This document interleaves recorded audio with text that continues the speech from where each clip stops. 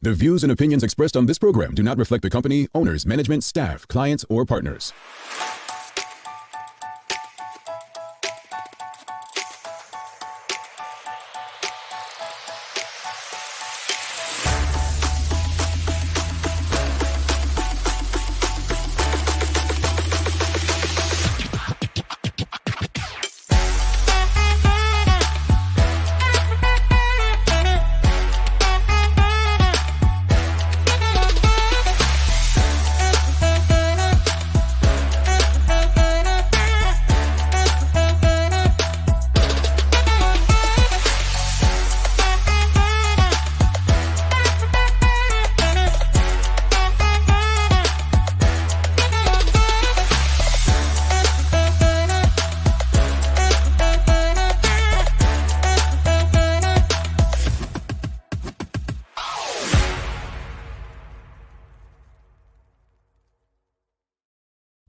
It's Thursday, the 24th day of August, 2023. Welcome to Bermuda's Daily Talk Show. It's the Daily Hour brought to you by the BAC Group of Companies, Maddox, Lindos, and People's Pharmacy. I'm Jamal Hartman, and I'm rocking with Maya Palacio this morning. Happy Thursday, Miss P.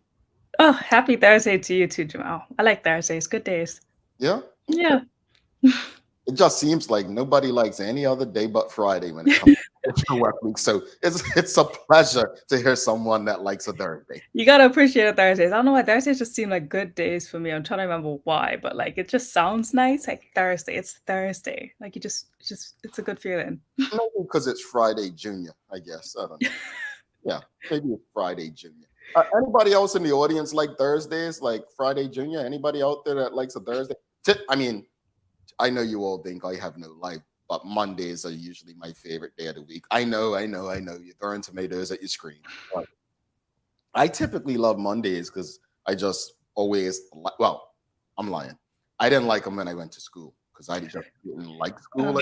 Mondays were the worst. Yeah, those were the worst. Like, oh, I really have to go back to this place. But when you love what you do, you like really look forward to a Monday. I enjoy my weekends, don't get me wrong. But I guess the work week, the traditional work week, I think Mondays are my favorite because it's another opportunity to, make some history, do things, and achieve some things, Yeah. I do love a good Sunday because you write down your whole entire next week. This is what's going on, schedule type thing. So yeah, what things you want to accomplish. Yeah. See, Maya gets it anyway. Got you.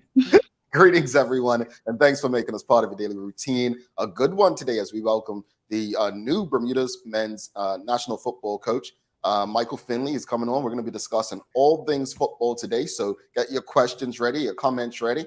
The Daily Play is a Name That Place today. I got help with this one. In fairness, I think our colleague, I think Sancha, I think Sherry, and I think Larry would all get this right, Maya. So the pressure's on you. Come on. Pressure is on you. I think you're gonna get it. Sure, we'll see. I can't give you a hint because then Sherry's gonna be saying, "Oh, there he goes giving hints again." So we'll go about it. Sherry, if you know it, text me. Wow, that's how you operate. Okay. Now I know when they're looking away when the questions are asked, folks. I know what. Don't forget to subscribe on our website, thedailyhour.com. Follow us on all of our social media channels to stay up to date with all that we have going on. Help us grow beyond the mic as we do our part to continue to improve our community. Well, we're going to bring in Mr. Finley early, but I just wanted to say, Maya, Sherry shared something last night in the TDH group, but I was out to dinner with our colleagues. So it says, to all our wonderful, cherished customers, it is with a heavy heart that we announce the permanent closure of Boucher Bistro. What's that other word? Franco? Well, it looks French. I don't know how to pronounce that. Our last day of business will be September 10th, 2023, closing at 2:30 p.m. Due to current circumstances, we find it best to end this chapter of our culinary journey. Let me make this bigger. It's not from my eyes. It's just very small. We cannot express enough gratitude for the love and support we've received over the years. Each meal shared, every celebration hosted, and all the memories created within our walls have meant the world to us. For those with gift certificates, we will honor them until our last day of operation, which is September 10th, 2023. Please note there will be no refunds of unused gift certificates. Thank you for your loyal patronage over the years with deepest gratitude, Sarah Masters and all of the Boucher staff. That is so sad. That is so sad. I really did like a little pancake from there. They had some really good hash browns, like those little flat little hash. Yeah, I love them. Yeah, so very sad to see Boucher go. Someone texted me yesterday, said, unfortunately, another one bites the dust. And, I wasn't going to say it, but I'm sure Jason Hayward will just remind us that all is well. Everything's great. Despite slumping retails, closing restaurants and businesses, I'm sure the honorable minister will tell us the country is trending in the right direction and all is well. But we're going to leave that alone. Charles H. Jeffers II says, best breakfast in Bermuda, in my opinion. Sherry Vanderpool says, yes, the hash browns. And Hedeline Swan says, sad. We're going to get to some good stuff because we're talking football today. And I was really excited about the conversation.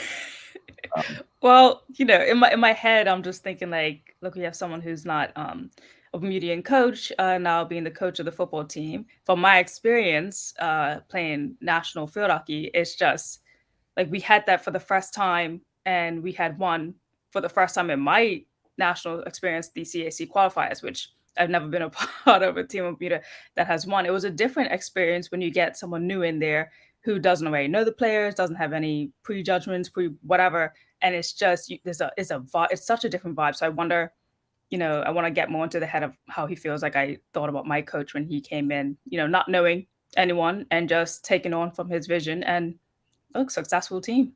And folks, I'm just going to say it. Yes, she played for the national hockey team. She could have played for the national football team as well. You heard Mr. Boyles when he came, right? And then when we were at the broadcasting conference early this year, you go watch on our Instagram. You saw the form, I'm just like, man, she kicked better than some of the fellas I've seen that play in Bermuda's top league. But anyway, I'll leave that alone. Real quickly, I haven't let this die. I just haven't mentioned it, but we're looking for a referee for Maya and I's one-on-one basketball. We were talking a lot of crap last week. We will be finding a time and a place to play basketball one-on-one. I'm down for it. I mean, we need a referee, someone that's going to be fair, right? Fair. That means if she follows me, you call it. If I follow her, you ain't seeing nothing. The news break, all right? And after the news break, we'll have Coach Finley on. A referee.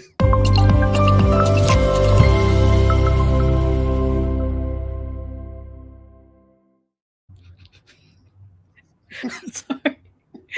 Good morning, everyone. This is the Daily R News Break brought to you by the great people at People's Pharmacy. Starting out your news early on this morning. So we know that there's going to be an upcoming by-election. By-election is going to be happening very soon in constituency 8 Smith South. This is because the former opposition leader, Cole Simons, has stepped down from his position, which leaves that seat very much so open for anyone coming in next. Now, it could be the PRP, it could be the OBA, it could be anyone else that probably wants to come in independent as well. They'll ring up as a person to nominate and put themselves into that seat. But here's a bit of information that you should know. So you see it there on the screen, by-election that will be happening on Thursday, October 5th.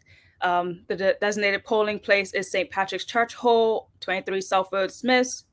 Nomination day beforehand is going to be Thursday, 21st. If you are interested, want to nominate, you could actually find the form on elections.gov.bm as well. But nominations will be accepted 11 a.m. to 1 p.m. And also those who do not know if they are registered should register by the end of this month, August 31st. And again, you could do that at elections.gov.bm as well. Now, going into a little bit of things that was said from the elections right now, the PLP put out a press statement that they feel extremely confident in their position to win this seat, even though it hasn't been won from a PLP person since 1964. It's always been OBA or UBP members in that seat, but coming up quite strong, the Progressive Labour Party says they are excited to contest the upcoming by-election Smith South. This area has been undeserved by their former MP Simons, as he and the UBP, now OBA, were cushioned by the seat that it was a safe seat, says the PLP. And responding to that message actually from the PLP came the newly appointed the newly appointed opposition leader, Jaian Richardson, who said a quick statement responding, just saying that the One Bermuda Alliance is pleased to learn of the date of the by-election. We are excited and looking forward to unveiling our candidate in the near future. The OBA can assure you that it will continue to work hard in the Smith South and win the seat once again. So that's kind of like the back and forth information that we have right now come from the PLP and the OBA. Again, PLP feeling very confident that they'll take this seat, even though it hasn't been taken from them since 1964. I don't think, and I say this respectfully, is it arrogance, stupidity, or delusion that the Bermuda Progressive Labor Party thinks that because traditionally they've won on the doorstep, that people don't pay attention to how they govern? Maybe Cole Simons has underserved them as far as being on the doorstep. Maybe that actually has happened. But I'll tell you what, if anybody from the PLP came on my doorstep, they wouldn't be getting my vote. And I love some of the people in the PLP.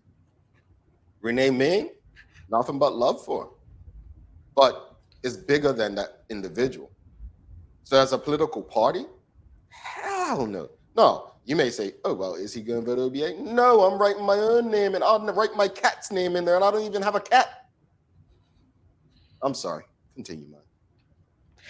Yeah, so just keeping everyone a heads up. Remember to check the register. Just go to elections.gov.bm, and the day of the voting is on October the 5th. So just keep those dates in mind as we come closer to this by-election for the constituency number 8, Smith South. Okay. Next up on the list this morning for the news. 10 new electric buses have been delivered to the Department of Public Transportation. The Minister of Transport, the Honorable Wayne Furbert, said that additionally, they are anticipating the arrival of 15 more buses next Monday, August the 28th, followed by the remaining 15 on the 3rd of September. Minister Furbert recognized the Department of Public Transportation's challenges this summer, stating we've encountered difficulties in meeting the transportation needs of our residents and visitors. These challenges have stemmed from the age of our diesel bus fleet and delays in receiving our new electric buses. The buses will be on the road next week following a thorough inspection, testing of systems, employee orientation on new features, installations of fair votes, and the application of internal and external of signage. The minister also continued by saying passengers can expect to see a significant improvement in service quality with fewer cancellations by mid-September, when all the 2023 series buses are scheduled to be in operation. Say something positive, Jamal. Say something positive. Or Mama said, don't say nothing at all. Continue, Maya. All right, next up on the list, coming through. If you're an entrepreneur, you probably want to tap in and listen to this very carefully. But in preparation for the upcoming fall and winter season, the Bermuda Tourism Authority announces that the organization will seek new applications for Experience Investment Program. As part of the program's relaunch, the BTA will be hosting an informative workshop on the 12th. At 12 p.m. on August the 31st. You see it there on the screen at the BTA's head office. You can go and find this by going to the Bermuda Tourism website as well to be able to find this form so you can apply if you feel the need to. The workshop will provide valuable insights into the program and its benefits, and participants will have the opportunity to interact with the experienced team members who will guide them through the application process. So a little bit of information coming from the Vice President of Experience at Bermuda Tourism Authority, Thompson, who basically emphasizes the significance of the community involvement and local participation in addressing the island's tourism seasonality. She says, as an industry, we are committed to strengthening Bermuda's appeal as a year-round destination. So that is their goal, to make Bermuda a year-round destination. She says our Experience Investment Program is a tool to help us engage local tourism entrepreneurs to develop innovative experiences for our visitors during the fall into spring periods when our offerings have traditionally petered off. The guidance and funding provided serve as a jumpstart for out-of-the-box thinkers whose visitor-focused experiences will deliver authentic, memorable Bermuda moments for our guests. Yesterday, I'll share this publicly here. Yesterday, I was accepted a role to sit on the Palm Beach Attractions Association board. And as I was at this luncheon, I was just, learning a bit about attractions and how they operate. And this is no criticism of the Bermuda Tourism Authority. This is actually more on the people of Bermuda. The BTA should not have to do this. Their job is to get people to Bermuda. They're a destination marketing organization. I'm not quite sure I understand this enough to kind of give an opinion for or against, but I just find it interesting. Like Maya, if you and I create a business, tourist business, can we go, is this a grant? Like, I honestly don't know. Is it a grant? Like, just, we don't have to pay the money back? It's stated as though it's sort of like investing into. Doesn't necessarily say if it's a grant or not, I'll be honest. But for more information, I could definitely visit the site. But I know that they had yearly experiences coming as low as 2016 with this program here. So learn more about that for sure, especially if we're able to get into the workshop to find out whether or not it's something that would have to be paid back. But it seems like something that they're putting, people into experience and opportunities. So it's a program, and its benefit is supposed to be for the people. So well, they use investment, and if I understand investment correctly, if you're talking about the stock market or anything, investment means someone wants a return on it. So that's why I was asking, like, does they get any return on this, or is the return supposed to be just visitors to Bermuda? So I don't know. It's not a criticism. It's just questions. Yeah. For the Bermuda Tourism Authority, if they can answer those questions, that would be helpful, because investment, I think if you're using taxpayers' dollars for this investment, then I think it's only right. Taxpayer knows, what the actual return on the investment is. I'll definitely follow up with a question for that one. Hopefully I'll get it to you guys by to Monday's news. Thank you, madam. No problem. All right, coming up next in our sports-related news this morning, the Bermuda Triathlon Association announced the names of the 29 athletes chosen to take part in the 5th annual Carifta Triathlon, Aquathon, and Mixed Team Relay Championship scheduled to be held in Nassau, Bahamas this week. Male and female athletes will compete in age ranges of 11-12, 13-15, 16-19, and 20-21 groups, with draft legal triathlon events being held on the 26th and the mixed relay is being held on the 27th. Steve Petty, the president of the Bermuda Triathlon Association, wished the team well, stating the triathlon in Bermuda is thriving and is in a testament to our youth program that we are able to choose such a large and talented pool of athletes for Carifta. Last year, Bermuda won 9 individual medals along with the team silver award when the event was held in Bermuda. We are hopeful that we can achieve similar success again this weekend in the Bahamas. I would like to extend my gratitude to those who have supported our team, in particular our sponsors. Go on now.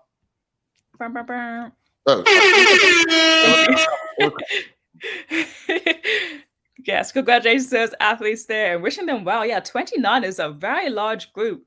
That's a large group. Yeah. It is. Yeah, wishing them so much success there. And in our weather today, we got early clouds and a few showers around, but hopefully we're going to turn it into some sunny skies a little bit in the afternoon. And we got a high of 85 degrees today. All righty. Weather's looking okay. Well, Maya, today is a burger day. Burger day. Yeah, it's Burger Day. So that's your days of the year, folks, is Burger Day. So the history of Burger Day, apparently, Burger Day was established by Mr. Hyde to celebrate their favorite food. I don't know who Mr. Hyde is, and all the places they've sampled to make them. So how do you celebrate Burger Day? Well, celebrating Burger Day is one of the easiest, most entertaining, and absolutely delicious celebrations we can imagine. You can eat burgers. Yep, that's simple. Enjoy a nice, juicy burger as many times as your heart desires. Well, as many times as your heart can take it, right? And in as many different configurations. So, question, what kind of burgers do you enjoy? And what do you put on your burger? Maya, I actually like Impossible burgers. And I like a little raw onion, lettuce, tomato, and relish and mustard mix. You don't like an Impossible burger, Maya? No, I'll eat the Impossible burger. But I love I like cooked onions, so I like fry it up a bit. I like fried onion, and don't ever give me any mustard or relish. Like, don't do that to me. Don't do that. Mm-mm. Okay. You audience, let us know what's your favorite burger. You don't like eat the caul though, right? No, you don't pescatarian. No, that's what I want to make sure you didn't slip up, because remember. So, folks, I'm going to share that for you before we go to break and bring Coach Finley on. you all know I've got a very small palate. I don't eat a lot of stuff. So I went out with a client for lunch on Tuesday, and the client was like, "Oh, come on!" And I've been trying to get this big client on for like a couple of years now. And it was an Australian restaurant, and the client said, "Let's try this kangaroo on the menu." And came on skewers, and I kind of took a bite of kangaroo. And your boys had a tummy ache since. Maybe it's all in my head, but I don't eat animals like that. I mean, I'm a chicken guy, if that. But kangaroo, bro, like you got to take steps into this. You can't just go full-fledged, into the outback, right? So I had tried kangaroo, and why is Jamaica laughing at me? Like I tried kangaroo, and it was like, I think I'm recovering. Why are you laughing at me? Because that haunted version of the kangaroo is just jumping up and down in your stomach right now. It's making you feel guilty. You think it's just hopping around in my stomach? Yes, well, the guilt is getting to you, man. It's there. He knows it's not supposed to be there. Well, all that to say, folks, don't get a kangaroo burger. All right, don't do it. Let's go to the audience. Rosalind Famous said tropical style with pineapple or ripe plantains, mayo, and ketchup. So is this a beef burger? And Charles H. Jefferson II says, I had a burger from the Flame yesterday. It was Val. Can I go back again today? Shanna Smith says she likes turkey burgers all day. I can relate to that. I'm down for a turkey burger. I remember those days. Charles H. Jefferson II says, I'm Beyond Burger. I like a Beyond Burger with fried onion and real bacon. Really? So you're gonna get a. What is the point? What is the point? Pig on it? Like, are we not a confused burger guy? I don't get it. I don't get it, Maya. We've got Karen Simmons. She says cheeseburger with sliced tomato and small amount of mayonnaise, salt and pepper. Classic. Ebony Souza. How you pronounce that? A brioche bun. Oh yeah, and garlic aioli. Smoked cheddar, burnt onions, red meat or lamb, medium please. So lamb burger. I have never heard of a lamb burger. A roux burger. Surprised you haven't been jumping ever since. I think it's hopping in my stomach. Sean Shield says eating the kangaroo won't help you jump any higher than playing basketball. Wow, that's a cherry joke. Yeah. I love that one. All right. Angeline Butler says mayonnaise, onion, and tomato like Maya, no mustard or relish. Charmaine Richardson says Impossible Burger on the same kind of bun that I can't pronounce with fried onion, mayo, and relish. And then Samcat Place says, give me a beef burger with mayo, tomato, relish, ketchup. I miss Dorothy's, y'all. So, yeah, all right. I think we got some burgers in the house. When we come back, we'll find out what Coach Finley, what kind of burger he likes while we're talking about football, folks. Do not go anywhere. Should be a good conversation coming up with Bermuda's new men's national football coach. Stick with us.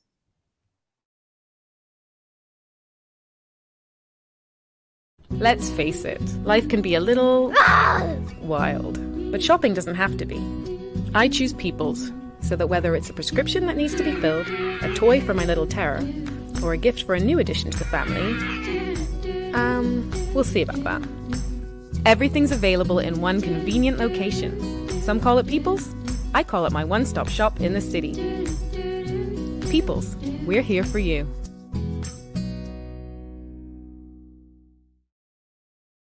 Welcome to the new bulk store, Lindo's Next Level.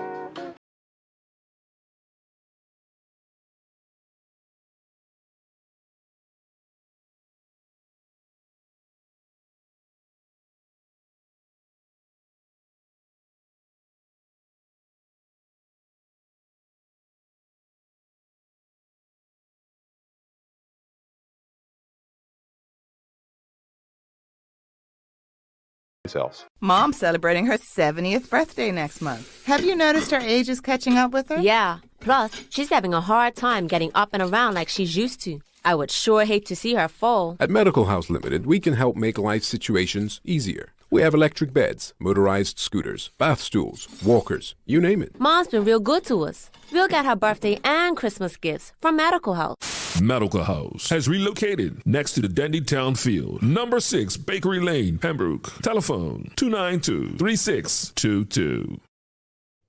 Welcome back to the big show. Maya Palacio. I'm Jamal Hartman. It's the Daily Hour brought to you by the BAC Group of Companies, Medical House, Lindos, and People's Pharmacy.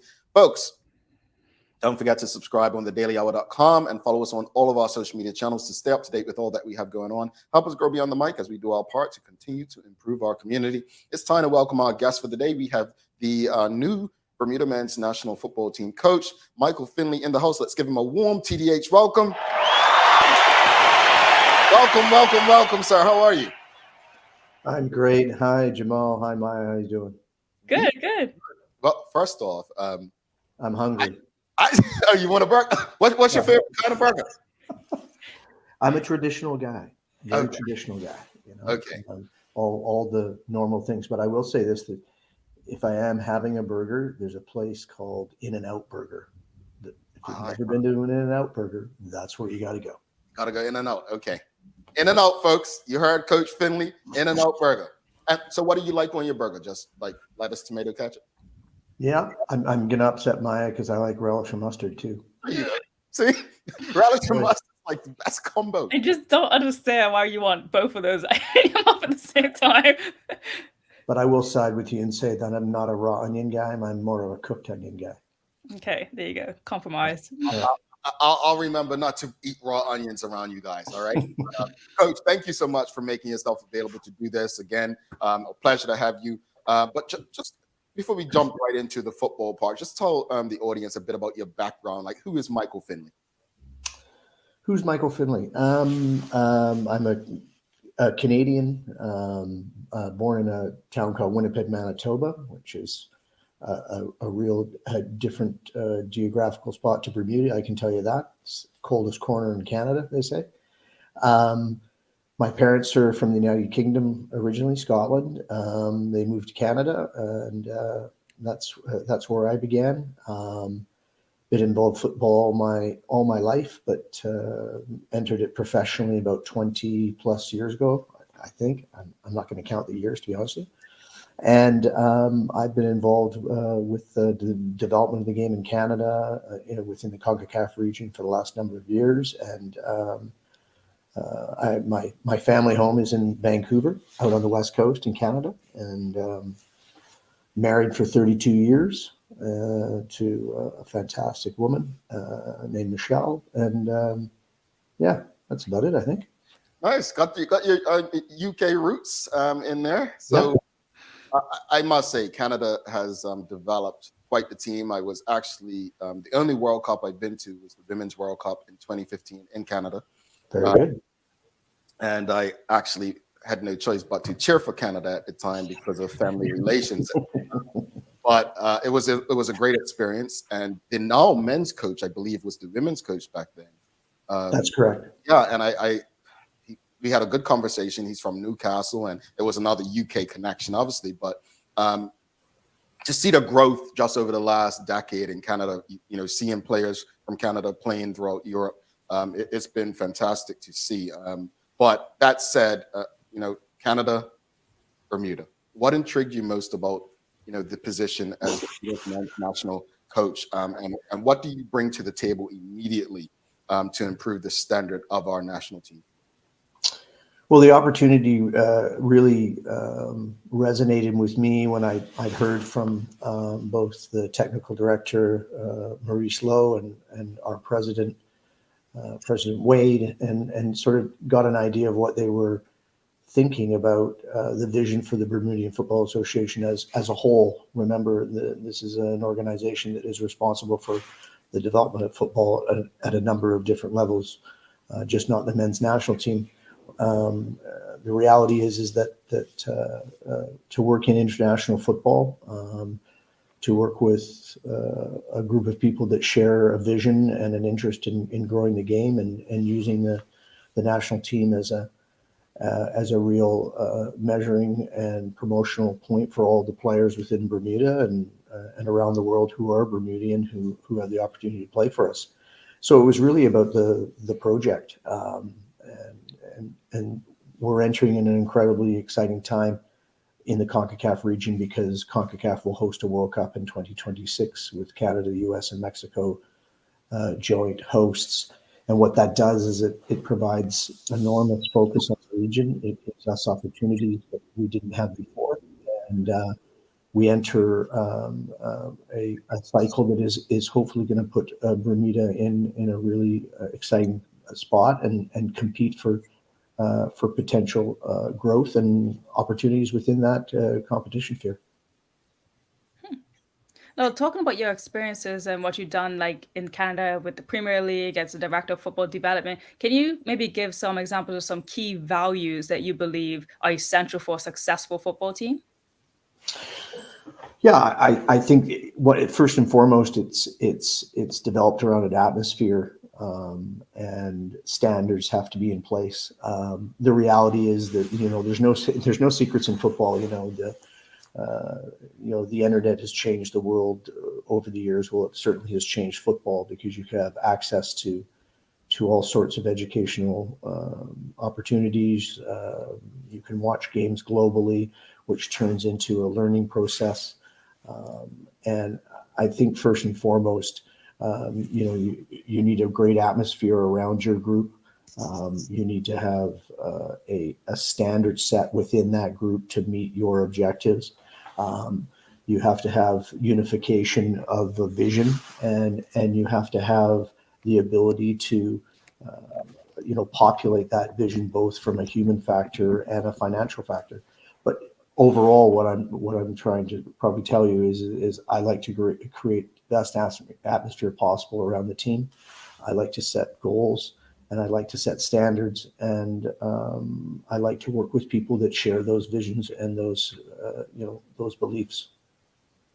Okay, that one, I'm gonna actually go into my further question, but I think you kind of touched on it a bit. But it's like we've had this conversation on our platform a lot about accountability. And as you said, you like to set a standard, you like to have a good atmosphere. So about accountability in sports on the island right now, how would you balance discipline and support to ensure players are comfortable while feeling motivated? Well, the modern day athlete in football is no different than any other sport discipline. The modern day athlete has a number of different capacities that they're dealing with, specifically around what we're doing right now. We're living on the internet, and those bring different realities. Within Bermuda, it also has a different reality, because you're not talking about full-time professional football. So balance is always important. I'm a firm believer in balance in your training, balance in your interests. Balance in everything you do will bring a much more, I think, responsible and goal-based existence with whatever sport you want. Okay. All right. Thank you for that. And my next question here is, you were selected out of about 70 applicants for the role. Can you share with us how you found out about the coaching position, number one, and what your application process was kind of like? Yeah, I to be honest with you, I heard that 70. I was like, wow. The good news about that is what it tells you is it showed you the interest in wanting to work within the Bermudian Football Association and work within this region. So number one, it's a good news story. As it relates to the process, as I said, I've had a relationship with the technical director of the Bermudian Football Association, Maurice, for a number of years through CONCACAF. We've run into each other and chatted with each other, and we discussed opportunities, and along with President Wade and the Exco. And then when it got posted that they were looking for a head coach, it interested me. My involvement with my previous project had come to an end, and this seemed to be an opportunity that sort of motivated me, because, as I said, I like to say the project. I like to work with people and organizations that have a vision and that have an idea that change might be required. And the process took off from there, and we had a number of discussions remotely, and we discussed all sorts of different aspects of what the program may look like, what our immediate challenges are and goals are, and what our medium to long-term challenges and goals are.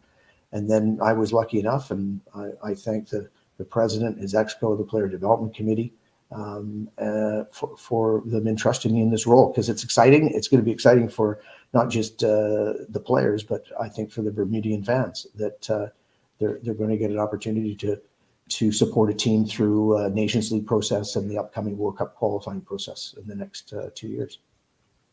I mean, you've had this position for barely 2 weeks now. I think they announced it on like August 11th. Can you talk about maybe the few steps that you've taken already to try to settle into the role as head coach? Like, what have your days been like so far? Well, we're running a sprint here because the upcoming Nations League window starts in September. So our first game is September 8th, and so we have a lot of work to do in a very short amount of time. It's been great because the Football Association, David and Maurice have been my eyes and ears and helping me. But probably the most critical steps we've been able to make in the days, first and foremost, is establishing a staff that is going to be responsible for delivering on our vision and motivating these players and supporting these players that will be competing, for Nations League promotion and World Cup qualifying. So that staff is now in place, and the next steps have been to review our roster of players and also review the entire program itself. As I said, this is about international football, which is about winning at the end of the day. But the reality is, you have to set in a methodology of how you're going to deliver on that. And so we're going through a lot of actions in terms of review, building and getting ready for the first window that'll open up on September 4th. So just to confirm, the first game's at September 8th, right? Correct. How are you we're in for those of you who don't maybe know about what's going on, we exist currently in what's called League B of the CONCACAF Nations League. That is used as a qualifying process for your ranking when you start World Cup qualifying.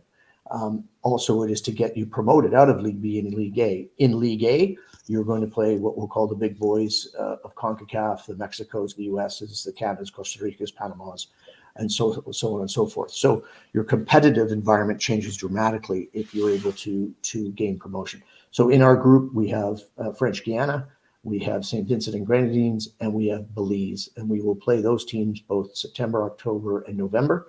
And the winner of that group moves up to League A. And then 2024 starts the cycle around World Cup qualifying. What does Bermuda ranking in terms of those teams that you just mentioned, like on the world ranking? Well, it's funny, we talk about world ranking. Jamal and I were briefly talking about it. I generally don't talk about the FIFA rankings. I generally focus on what the CONCACAF rankings are.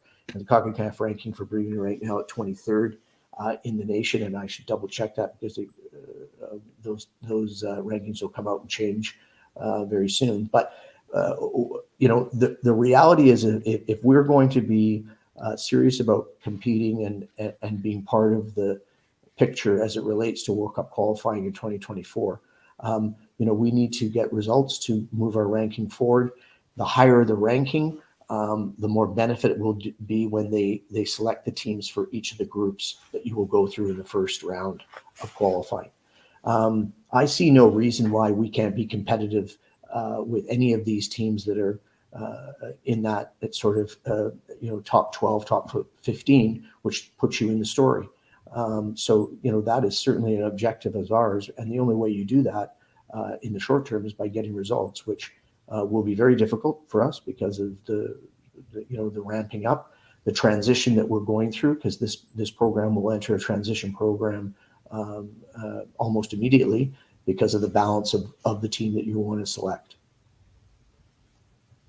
Now, when you came on board, I remember your press statement, you said that there was a couple of short-term and long-term goals that you're hoping to accomplish with the team.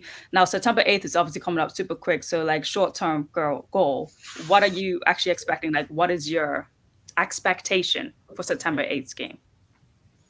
Well, international football and professional football, you can't hide. The reality is winning is what the only philosophy that really exists. It's how you get there. but there's no guarantees. And as I said, it's a very challenging period because we entered this transition period. We have a short run up. But what I can tell you is my expectation is that we have a very competitive, intense, and committed group of players who want to represent Bermuda at the highest level and come with the attitude and come with the commitment and the openness to want to develop and want to do the best they can for both Bermuda and their own careers, potentially, because that's part of this story also. And that's what I will certainly bring to this program is a set of standards, an interest in wanting to play football at what I would call an appropriate manner, but understand that international football is a different animal to your club football. Mm-hmm. So we've got to be very strategic, we've got to be intelligent, and we've got to be efficient in everything we do, both on the pitch and on the pitch. So I understand that you've had experience in Canada, Grenada, and the UK, and potentially there are some potential players watching the show live right now. Just from your experience, can you highlight any initiative, tactics, or training methods that you plan to introduce to enhance Bermuda's team's competitiveness in the international competition? Well, the game in CONCACAF is a very difficult environment for lots of different reasons. So one of the environmental factors, I would say, internally of the group is, we're going to work very hard and we're going to be very competitive. We need to be efficient, but we need to build an attitude and what I basically say is a fighting mentality, because international football is about fighting. It's about fighting for your spot. It's about fighting for your space. It's fighting for the ball. It's fighting your opponent. And I'm not talking about a boxing match. I'm talking about an attitude. Players can expect that type of environment inside, along with developing this longer term project about establishing a core belief system and a manner in which we want Bermuda to play. And so the players that are starting to evolve below the program can start appreciating it and emulating those players that are playing now. Because what Bermuda needs is they need the opportunity to have players, young players, emulate those who are representing Bermuda now. And that's how the cycle works. So we have to do it in a way that it's not just competitive and respected, but ultimately it delivers. So it's a tactic to really grow the national team then? Absolutely. I mean, there's going to be somebody in this region over the next 2 years, I've said it to the staff, I've said it to players, that is going to surprise somebody. You're looking at a different looking World Cup qualifying program. But first and foremost, we have to get our own house in order. We have to do our own assessments and evaluations of the players that we have available to us, and we have to unearth some new players. And that's why the relationship with the staff, who are very well heeled in that and understand the Bermudian player mentality, and will help us assess and evaluate the potential players that will join this group. I think, and just clarify this, I think what the audience probably should understand is that the 2026 World Cup has been expanded from the traditional 32 to 48. Speak to how that can play a role in enhancing Bermuda's opportunities. Well, at the end of the day, first and foremost, it takes away the three top teams out of qualifying. So the Canada, the United States, and Mexico do not have to qualify for 2026. They qualify automatically as hosts. So you've eliminated the three top, I'd say close to the three top teams. Panama has been incredibly impressive over the last little while, so I would move them very close to that top three. But so in doing so, that has elevated the rest of the teams up the ranking chart. So it's going to present some opportunities for teams that, if they're able to establish a rhythm to their play and get success and results, it's going to offer opportunities to play in games and against opponents that maybe they never would have played against before. And in football, they all play with the same size ball. The field's the same. There's 11v11. You still have to play the game. So the opportunities present themselves, and teams that establish a real solid belief system and a tactical plan that works so coherently with the group is going to see success. Folks, if you have any questions or comments for Coach Finley, please send them through. We'll get through as many as possible. Rosalind Famous is asking, are you considering a program to develop young players, a pipeline of sorts?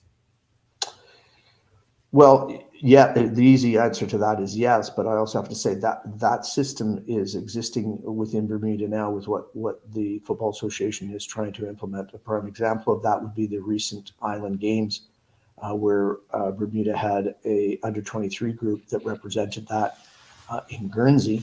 JB Newsome, who's now one of my new assistant coaches, was the head coach of that group. That is one of the reasons that he is with me now, is because his knowledge and his involvement with this transition type of group out of the U23s, U20s groups. So we get a better idea. We look to get them more international experience, experiential and competition, so they're ready to step into our group if seen to be comp enough to be selected. So absolutely, and you can see that the Bermudian Football Federation currently has teams traveling all over CONCACAF on the women's side, and most recently in the 15 boys side. So there is a pipeline.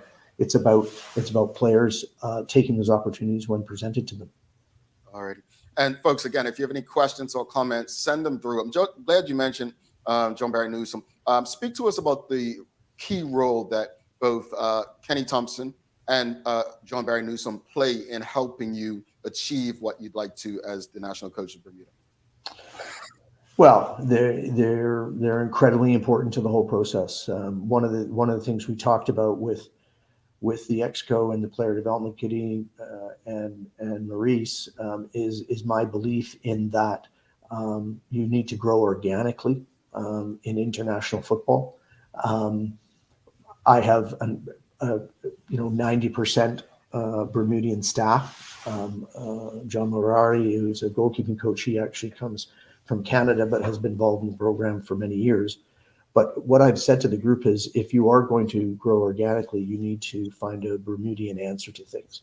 And part of my job, along with developing and delivering success for the men's national team, will also to be able to create a foundation and a process for Bermudian coaches and Bermudian staff to ultimately be part of this program.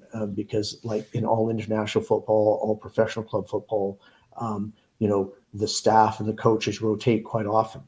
That's just a reality. Maybe not the reality I like, you know what I mean? Job protection and safety. But at the end of the day, we need to find a Bermudian answer to this. And these two gentlemen, with their experiences, both as players and now as coaches, is incredibly valuable to my vision and the Football Association's vision. And I'm really, really pleased and excited to have them on the staff and what they're going to bring to this. It also bridges the future. If you look at JB working with these U23 players, they'll have an idea of what JB's belief system is, and which is very, very similar to mine. And that's one of the reasons they're there, is I think we're very like-minded, but they're also not yes men. They're going to give their opinions, and I'm going to demand them to challenge me as we move forward. But these young players have a respect for these coaches. They've worked for these coaches, and they know what they're capable of. So it acts as a really good, evaluation point and advisory as we populate the senior team with younger players. Yeah, and how does right now I don't have statistics on this, but just from the naked eye, Bermuda probably has more players in academies in the UK, in prep schools in the US, in college, just playing football at higher levels than normal. How do you and the Bermuda Football Association go about keeping up with their level of play, and how do you go about keeping in touch? Well, the good news, as I said to you earlier, the internet has provided so many different benefits, along with challenges, as we all know. But one of the things we're able to do is you're able to track players globally now through a number of online systems and platforms. But at the end of the day, it's also about building relationships. I have deep relationships throughout the football community, both in CONCACAF and in the UK and around the world, as does JB and Kenny. So it's about making ourselves available to connect with these people. It's about using these technology opportunities to visually see them if we're not seeing them live. And as you just mentioned, Jamal, the game's global now. You know, a young Bermudian player can end up playing anywhere in the world these days because people have access to them to evaluate them. And yes, the UK is a very fertile development environment for us because of the relationship with the United Kingdom. And that's an incredibly important benefit to us. The reality is that we need to pick players that are in the best possible atmospheres and the most competitive atmospheres. And the more full-time professional footballers we have within our list of players available, the better we are going to present ourselves as a competitive opposition within the region. Yeah. Indeed, I definitely agree with that. And I just hope people don't take offense to the term full-time, because we know that it is amateurish and it's not a full-time thing for most players playing locally in Bermuda. But yeah, and I think, and sorry to interrupt, but I would say one thing too is that that may be the case in Bermuda, but that does not take away from the fact that there's attitude, there's commitment, and there is a competitive level in Bermuda that does match some levels in the UK in the lower divisions. Sometimes it's a little bit of a lost leader. People think just because I live in the UK and I play for XYZ club in the Ithman League or the Southern League, that I'm going to be better than that Bermudian who plays in the Premier League in Bermuda. And that's sometimes not true. What is really important is that the attitude, the standard, and the commitment that the player has matches that of that player who maybe exists somewhere else. You know, we've said as a staff, you know, Bermuda does not have the budget of the Mexican national team, and we don't have the numbers of the Mexican national team. We don't have the coverage of the Mexican national team, but that doesn't mean we can't think like the Mexican national team. Hmm. Charles H. Jefferson II has a question. Welcome, Coach Finley. He says, from your perspective, what do you think success looks like at the end of your tenure as head coach of the national team? Well, we win the World Cup, of course. I think success, all kidding aside, I think success for us is to be able to develop a program that is going to continue to evolve and continue to populate at all levels, genders, age groups. The issue with a lot of football associations around the world is that if they don't set the vision and match that with the people that are there to deliver it, every time there's a change, you restart it again. And that takes away from the fact that you need to have some sustainability to what you're doing. So, you know, success for me, obviously, is for us to be back in League A in the Nations League and to be part of a competition for World Cup qualifying that makes it exciting and puts us in the best possible way. But it also lays a foundation that this can continue for years to come. And for me, that would be success, is that you leave something better than you found it, and they continue on that pathway. Right. Okay, so Jamal, before I hand this question over to you next, I just have one more question, Jamal, before I pass it to you, Jamal. So as a new coach on the island, Coach, you bring a fresh perspective. Well, we hope that you'll bring a fresh perspective and experience to this team. However, Bermuda has often hired within the community. So how do you plan to navigate, that dynamic specifically and establish like strong connections with the players as well as the whole football community in Bermuda? Yeah, it is going to be a challenge, but I also feel strongly that the work that's been done in the previous regimes, which has been led primarily by native Bermudians, you have to honor and you have to celebrate and you have to congratulate, because it continues to put the team in a position to compete. And there was success previously. The Gold Cup run is an example which many Bermudian players and coaches talk about. And I speak to the fact that we need to return to that type of environment and chatter and talk. For me, it's building relationships. It's sharing my views and my beliefs. And you'll hear me say it a lot. I'm a bit of an open door when it comes to access to me. because I want to know more about the Bermudian culture, the Bermudian player, their thought process, and I'm willing to hear from whoever wants to speak to me about that in a respectful manner, and that's what I'll give back to them is respect. And so I look at it as not just a challenge, but a joy to be able to integrate myself into the football community, which I've done on numerous occasions before and continue to do. And that's the best part about football is that, it's a conversation you can have with so many different people, so many different cultures, economics, political, gender, it doesn't matter. It's an equalizer, and that's the beautiful thing about it. Alrighty. Final question. Bermuda, it's very small, and with small towns come the politics of many things.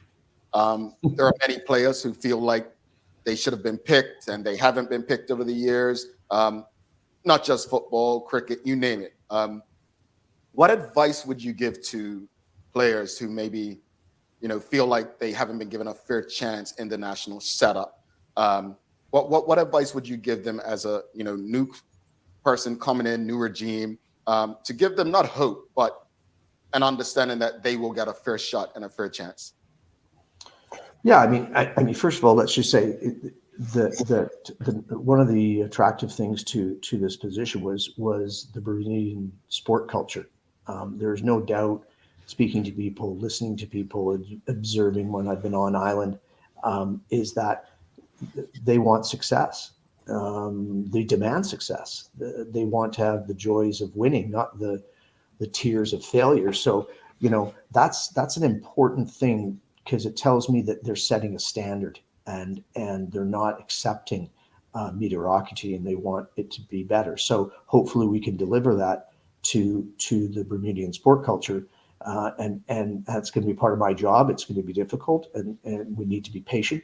But related to the actual player themselves in the football community is that I'm a firm believer that, just because you were the most experienced player does not mean that you are going to give us the best possibility. And also, just because you're the youth player doesn't mean you're going to guarantee a success either. I go back to that word balance. And what I can tell players within Bermuda and outside the Bermudian borders is we're going to do a very deep dive on who you are, where you are, and what your capabilities are. Do you fit our game model? Do you have the right attitude? But one thing for sure is that opportunity will be presented to you. And one of the things I think that is very positive is that the inclusion of a JB and Kenny gives us a fresh look also from a Bermudian perspective. I'm going to have my own belief system in terms of what the competency levels of these players must be to compete, but we're going to do that as a collective. And I think we've got the right people in place to be able to tell players, you're going to get that opportunity, because time doesn't stand still. I'm a big believer in youth. I think youth can provide us with a competitive edge that most successful teams display to have inside their armory. But you need experience and you need that maturity to help those along. So I go back to that word again. It's all about the balance. Indeed, Coach Finley, it's been a pleasure. Thank you so much. I have a joke for you, inside joke. So Charles H. look at my face. Him and these jokes. Okay. But it's Charles H. Duff's II. He jokes because when new people come in, they call me Jamal, and my name's Jamel. So he was saying, I wonder if I correct you. And I wasn't going to correct you because I didn't even take notice until after I saw this comment and you said my name. So when you meet Charles, just tripping. Yeah, I've had a couple of trips. I've had, I have to be careful. One thing I did notice when I'm going through my roster of players is my full name is Michael George Finley, George being my grandfather's name. But I'm going down the roster, and I have to move the page because some of the guys, I've never seen so many names in all my life. So I'm trying to figure out, okay, which one, and I mentioned someone to the staff the other day. I said, oh yeah, what? And they went, who are you talking about? And I go, well, blah, blah, blah. don't know him. And I go, this guy. And they go, oh, no, that's not his name. And I'm like, oh, you better tell me who his name is if we're going to pick him. So I didn't know until I moved to the U.S. that it was such, a Bermudian thing to have more than one middle name. But that's, we have a lot of names. But, Coach, it's been a pleasure. Don't be a stranger. We're here to help you. So anything that we can do to help you, please reach out. Listen, I enjoy it. I understand that the demands out there. I know that the Bermudian fan wants success. We're very hopeful that we'll bring it to you. We look for patience, but we understand what level we're at, and we're going to do our best to deliver. This is certainly got short-term objectives, but we do have a long-term goal of making sure that we're in the conversation come 2024. Love to hear it, Coach. Have a wonderful day, and we'll be in touch. See you later. All right. Bye. If you appreciated the conversation, please give them a thumbs up, a love, a like. Make sure you share that conversation with your friends, your family, your colleagues. Like to get your thoughts. If you have any thoughts, please share them with us. We're going to take our final break, then we'll come back with the daily play, and we'll wrap it up. Stick with us. Hi, welcome to ER Fisheries. I'm Jalen Steed, store manager and trained chef, and I'm here to help you with all of your food needs. Let's talk about why you should come and check out ER Fisheries. We offer the widest range of specialty meats and seafood items at a price point that will absolutely fit your budget. As a chef, I'm able to answer all of your food questions, help you come up with meal ideas, and generally guide you in the right direction. You'll get a custom shopping experience unlike any other food store in Bermuda, where we'll cater to your needs and provide you with excellent customer service. Where else can you get quality cooking advice and quality products? I look forward to helping you with all your meal ideas.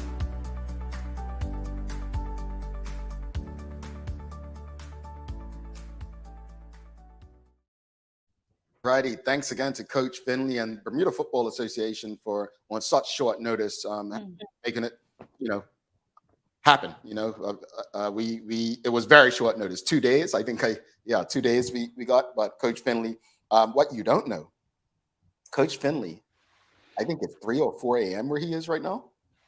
So, that's probably a record. Someone waking up that early to engage with the Daily Hour audience. So we appreciate him being so accommodating and having the conversation with us.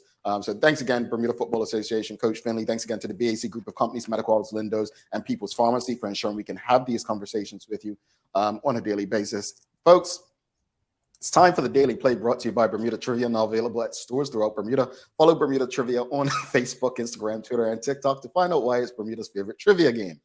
Maya, are you ready? Can I do the inspirational quote first? Okay, no. Okay, go ahead. Save it for the end.